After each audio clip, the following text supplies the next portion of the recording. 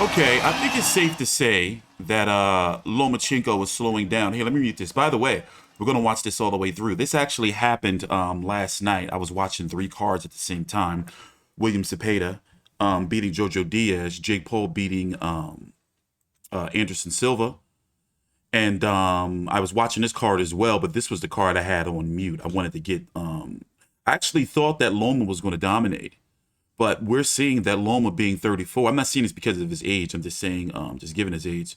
Loma's 34 years old. He's going to be 35 in February. But look, Terrence Crawford just turned 35 last month. 35, I don't consider old in boxing anymore. I consider it to be like you're in your twilight. Bernard Hopkins was being called basically a geriatric old man when he had fought Felix Trinidad. And he was, back in 2001, he was 36 years old. I'm Teach 3 Controversy with Fight View 360 and the Fight View 360 Boxing Podcast, available on Spotify, Apple, Google, all of your podcast listening platforms. And I'm giving it 7-5 Lomachenko. Even though I was watching it and paying attention on the big TV, I got three screens here. So I had two other fights opened up. And then on the big screen, I had Loma versus Ortiz. And I was like, yo, Loma didn't look good. He was getting bullied early on. But the championship caliber showed up. But at his age and in his time, not because of age, but in this time in his boxing career, you can't be starting late like that. And I just be thinking, like, it seems, when he gets into that Madison Square Garden, sometimes he has some issues downloading data. And, the Wi-Fi can be kind of shaky in that building. Let's listen to the punch stats. Pause it if you have to. I'm going to go full screen. It's just 125 to 122. Lomachenko did more work to the stats. As you see, the total punches is just 125 to 122. Lomachenko did more work. Here, let me read it myself to you guys. Let's go full screen. Check it out since I can do that. Okay. Jeez, total punches. 125 of 571. 16 of those punches was to the body from Lomachenko at 22%. 122 of 607 for Jamaine Ortiz, mostly the first half of the fight. 11 punches to the body. Jeez. And Loma, how long has his layoff been? His layoff has been, it don't seem like he's been off that long. That Richard Comey fight was last year. Does it seem like it? Are we getting that old to where time is just going super fast? Man. But Loma is definitely, slowing down to an extent. To the body. Had the good body work in the 9th round. The left eye started to swell on Ortiz in the 5th round. High mark came in round number 10 for Lomachenko when he landed 16 punches. High mark came for Ortiz in the 4th round when he was 17 of 50. By the way, let me just go ahead and say it before they read the cards out. I had it 7-5 for Lomachenko, and he needed to close out those last 4 rounds to me, and he did it. Also, Devin Haney is he's huge. I'm going to go ahead and say it. I did, when Devin Haney was first coming up, I was like, okay, I think this guy could beat Lomachenko. But I wasn't as confident as I am now to say, Devin Haney can beat Lomachenko. And I'm really looking forward to that fight. And that's one thing I love about Top Rank, is at least their fights have storylines. You know who's going to fight who or who's supposed to be fighting who. To where, sometimes you be getting these, don't get me started, man. Don't get me started. Looked great against Jamel Herring. Of course, that was Herring coming off. But yeah, waiting for him to them to read the cards. But yeah, Jamaine Ortiz, 16-1-1 now after losing last night to Lomachenko. 8 KOs, 26 years old, bright future ahead. This is the type of loss that you can learn from. The Jamel Herring fight, he impressed. But if I'm being honest, I like Jamel Herring, but I never really considered of Lomachenko. Jamel Herring special, world class. He's had a couple fights where he looked like world class, but I never really saw him as world class, if that makes sense. I'm hoping I'm not, confusing you guys. And also, I don't like this. I don't like when they read you the cards on ESPN Plus. So look, I'm watching on ESPN Plus. As you can see, let me go full screen. They read the scores, and then they cut the broadcast, and you got to go over to the State of Boxing to watch the interviews. And where are they at? Did they do one last night? See what I'm saying? Where is it at? You know, to watch the post-fight interviews. I'm guessing it's this one. But let me have that open just in case. But let's go listen to the cards.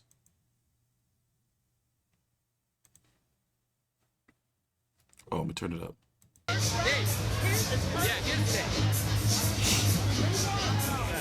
All right, here we go. Well, you already know who won. Well, I know who won. But just to keep things going. Close that out. Let's find out what the judges say. Ladies and gentlemen, after 12 rounds here inside Hulu Theater at Madison Square Garden, we go to the judges' scorecards for the official decision. John McKay scores the bout 115-113. Mark Constantino scores the bout 116-112. And Frank Lombardi scores the bout 117-111. All in favor of your winner by unanimous decision. And new NABF lightweight champion, Vasyl Lomachenko! These judges these days, and I don't believe it's a promotional thing, like that promoters do it, but with these judges these days, I wouldn't be surprised if they would have robbed the shit out of Jamaine Ortiz. What was this going on right here? Hold on, I saw something I wanted to go back and check out. Oh, I thought I saw Boots Ennis in the crowd. More was asked of him than many believed. But yeah, now they're going to end the broadcast right there. You know, and now in order to watch the post-fight show, look, they're going to end the broadcast right here. And then in order to watch the post-fight show, you got to go over to the state of boxing. So let's go listen to the post-fight interviews. And Devin Haney and Lomachenko faced off in the ring. He's actually there in the ring, as you can see. And I predicted this. This made sense, you know, and they did it before to have Devin Haney show up after beating George Kambosos a couple of weeks ago. I'm actually going to post me and my colleagues' post-fight video to that fight down below. I've had a rough October getting a lot of personal things done, so I apologize if I wasn't on my boxing stuff. Sometimes I be having to, you know, like fully disconnect. But anyway, let's listen in. Take a time out. Drop a like. Follow me on Twitter at T Street Controversy and the Fight View 360 Boxing Podcast on all of your listening platforms. Side Vasyl Lomachenko, a hard-fought victory tonight. Vasyl, first off, what did it feel like to be back in the ring after everything you've been through over the last 10 months? I'm happy. I'm happy to come back in the ring and make this a great show. Thank you for support. Thank you for support, my fans. I wanted to say big thank you, God, Jesus Christ, my team, my father, my manager, all of my team, my family. And I told before, Jamaine Ortiz is a top fighter, is a good fighter. He understands boxing. I think that's the greatest compliment, Vasyl Lomachenko, you can give any fighter. You spent 5 weeks with him in the gym as you were preparing for the Comey fight. What did you think when he switched southpaw on you tonight? We prepared for this. I know about it. He always do this during a fight, so it's not a surprise for me. Watch his tape. What motivated you in those championship rounds in what seemed to be a very close fight, even though some of the judges didn't see it as close as most of the observers did? You know what motivated me. Of course, 4 belts. 4 belts. 4 belts. What about your countrymen in the crowd who came out here tonight? There is Haney right here. There's Bill Haney right here. Here's Kanye West. And here's Alexander Usyk. And here's Liev Schreiber. Right? So you pronounce his name? Fucking Sabretooth, Ray Donovan, the voice of HBO 24/7. For those who cared. Was with you every step of the way. I miss HBO 24/7, man. That was some magical shit. Thank you very much. Thank you, Ukraine. You mentioned the 4 belts. The man who holds the 4 belts is here. Devin Haney, the dream, is here, and it's obviously very important. Devin, what did you think of Vasyl's performance tonight? I think it wasn't the best performance, but, you know, I know that if me and Loma... Look at the size already. Now we understand, Devin Haney can, I want to pull up this clip here. Hold on. But yeah, look at what Devin Haney has to go through to make weight. This was how he looked trying to make weight at the weigh-in for the Kambosos fight. And don't get me wrong, Kambosos didn't look much better. These motherfuckers be killing themselves to make that weight. But this is my Twitter, T3 Controversy, link down below in the description box. Now, this is his walking room weight. What would you say Devin Haney is? About 160, something like this, maybe 165, maybe. Drains down, to 135. And then Loma, this is fight night, so he's fully rehydrated. But Haney is he's huge. It was a fight, a better version will be on that night. But congratulations, and hopefully we can get it on.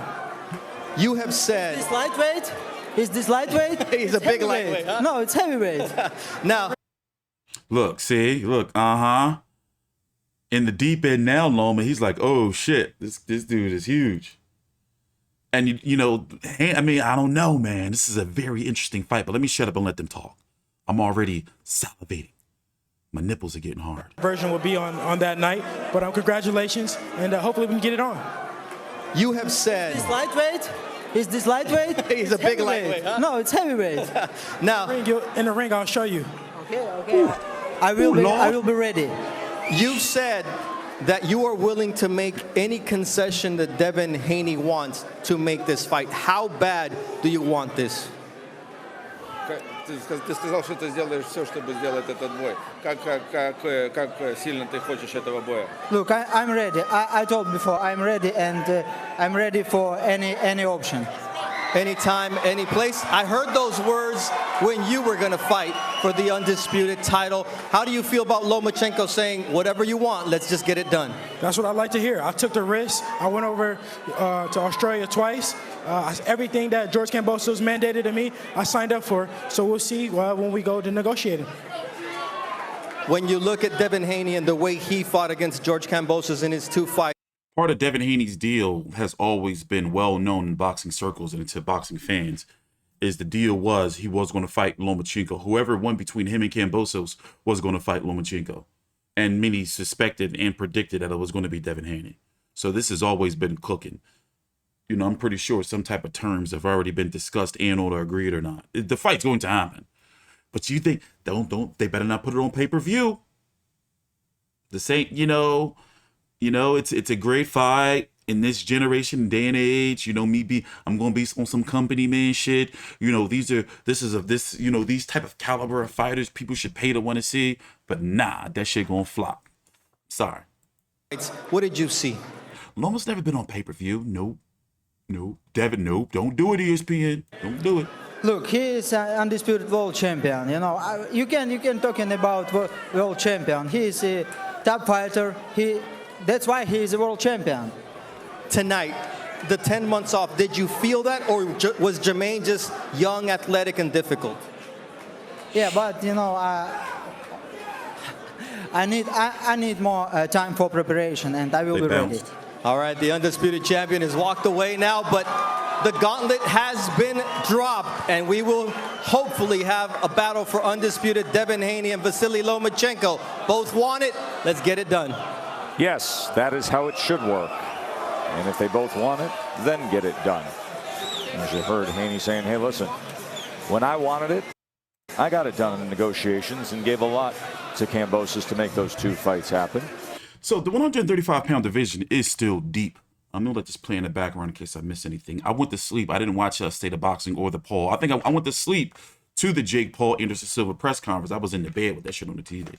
But Top Rank has a nice, solid first half of 2023 with, and this was just announced tonight, even though not fully official, but the plans. Emmanuel Navarrete, Oscar Valdez in February, later on that month, Robeisy Ramirez versus Isaac Dogboe. I'm guessing we're going to see Haney versus Loma March or April, no later. Fury versus Usyk. That's in talks if Fury beats Chisora. What other fights? I know I'm missing some. But they're starting off the year, so far with some nice fights. We could still be getting Artur Beterbiev versus Anthony Yard. You know, the return of Michaela Mayer. He's just getting the hell out of there. Yeah, he really just went. Yeah, well, yeah. Why would he stick around for it? The fight's over. But yeah, William Cepeda, he's making waves in 135-pound division. It's just so deep. You got, even though Haney, even though Ryan Garcia and Tank Davis, I kind of put them out of the box. Ryan Garcia, he's still at 135, but even though he's saying he wants to move to 140. But it looks like to get the Tank fight, he'll stay at 135, and the talks for that seemingly have broken down. You got Isaac Cruz, Gustavo Lemos IBF mandatory, Michelle Rivera, Shakur Stevenson's now up there and ranked. Zaire Abdulayev, who's was in an eliminator against Jorge Linares. Was that earlier this year or was that last year, the end of last year? You know, Jamaine Ortiz, Jeremiah Nakathila. Don't be surprised. I think that's a good fight for both of them, Jamaine Ortiz and Jeremiah Nakathila. Masayoshi Nakatani, you know, he's kicking around out there. You know, who did I say was probably going to fight him next? Maybe Camboso should fight him next. Camboso's still in the mix. You know, 130 is just like, ew. But the 130 guys that are left now at 135, I think those guys, in my opinion, are too small for 135. And a lot of the 135 guys can easily fight at 140 or 147 one day. You know? But 147, I mean, 140, those guys, you know, they're huge themselves. But anyway, let me get up out of here. Shout out to Lomachenko. It looked, you know, suspect earlier on, like he had some issues. He did have some issues. But now, I got to be honest, I will pick Devin Haney. You know, jab, youth, skill. And Loma just sometimes, especially at this day and age, like he's taking too long to really, you know, get the engine going. And that might be costly against a young boxer, defensive specialist like Devin Haney. Thanks for watching. I'm T Street Controversy with Fight View 360. Take your time out, like the video, subscribe.